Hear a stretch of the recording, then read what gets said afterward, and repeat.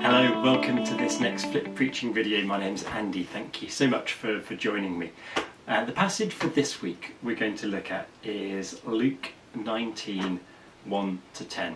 And it very much follows on from where we've been so far. It's the story, it's a well-known one, it's one of the Sunday school favourites, it's one of the classics. It's the story of Zacchaeus. So we have Jesus passing through Jericho and the crowd meets, and there's a man called Zacchaeus who wants to see Jesus. He says he sought to see him.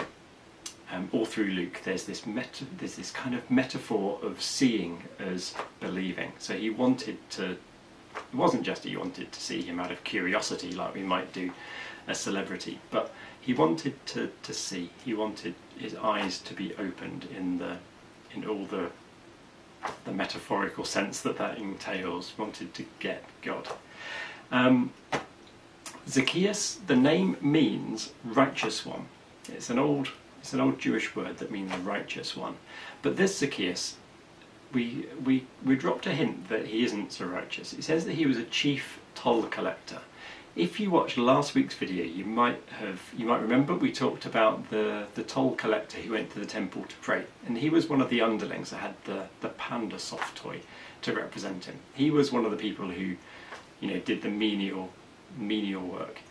But Zacchaeus was one of the rich ones who paid the contract and then profited from the proceeds. So he was a wealthy person, and it says that very clearly. It points out he was wealthy.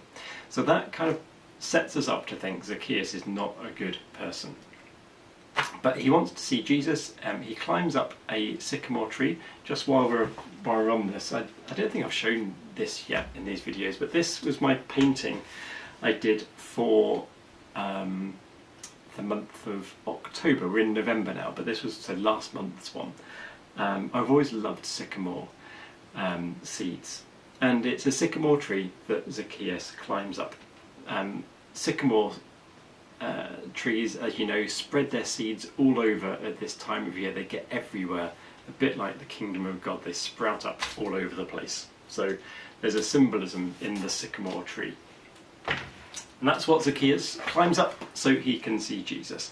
And Jesus says to him, "Hurry, come down today, for in your house it's necessary for me to stay." He says today. And that's a really important word for Luke. Luke uses the word today again and again and again when he talks about salvation, people coming to God. And he does come to stay with Zacchaeus, and it says at the end in verse 9, Jesus said to Zacchaeus, "Today salvation has come to your house." By house it means him and his family. But it's interesting that the salvation happens today.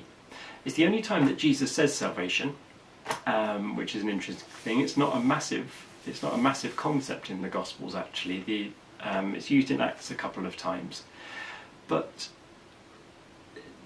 it encompasses all sorts of things like rescue from the mess that you're in. But it happens today. Luke very much wants us to see, he uses this word again and again, the Greek word for today, to emphasise the fact that Jesus brought salvation now. It wasn't something that happened in the future. It wasn't when Zacchaeus died he would be saved. He was saved now. He received the salvation already. Now, it's a bit ambiguous, the story actually. Zacchaeus says, when people grumble, by the way, the crowds grumble when Jesus goes to stay with this man because they know, well, they don't like him. They think Jesus has picked the wrong person to go and have dinner and rest with. But Zacchaeus responds to them saying that he gives a half of all that he earns to the poor, and he repays anyone who is swindled 4 times the amount. Remember last time, by the way, the toll collector in the temple couldn't repay, but Zacchaeus could. He could repay anything that he'd swindled. We don't know whether he was describing what he already does, so that was his current practice. He always gave half of his income to the poor, he always repaid, or whether he was kind of pledging from now on, I'm going to do this. We don't really know, but probably the former. It's probably something that he was doing anyway. But the salvation doesn't seem to come because of that. It wasn't because he was generous with his money, even though it was ill-gotten money in some ways. That wasn't what saved him.